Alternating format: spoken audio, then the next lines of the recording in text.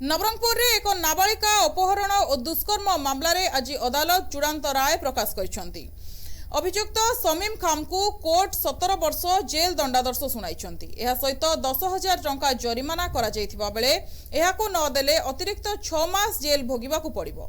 सूचना अनुसार 2021 मसीहा नवेम्बर मासरे एही अभावनीय घटना घटिथिला।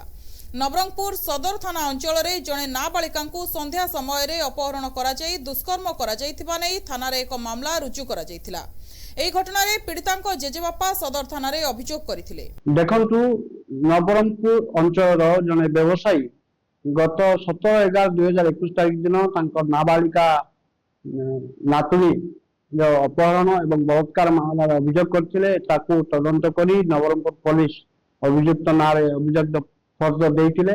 तार परे 17 जन साक्ष्य विचार हला परे ताकू आज कोर्ट मान्यवर विचारपति श्रीयुक्त वासुदेव आचार्य 17 वर्ष जेल कारादंड देइचंती एवं 10,000 टंका फाइन देइचंती।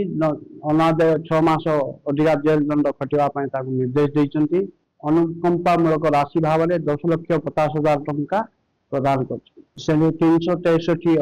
366 नाबालिका अपहरण मामला लगी एवं रेप केस जोड़ा कि 376 धारा सहित 6 पक्ष लगी 6 पक्ष लगी किंतु 6 पक्ष केस जेहेतु बारंबार दर्शन हबार प्रमाण अभाव है 4 पक्ष शुणाई सदा।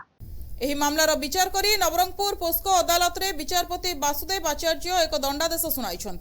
मामलार शुणाणी समय 17 जन साक्षी बयान को भित्ति करी अदालत राय प्रकाश करिसेंती। राय शुणाणी समय अभियुक्त समीम कोर्ट रे उपस्थित थिला। नवरंगपुर करेश उपासी रिपोर्ट NTV।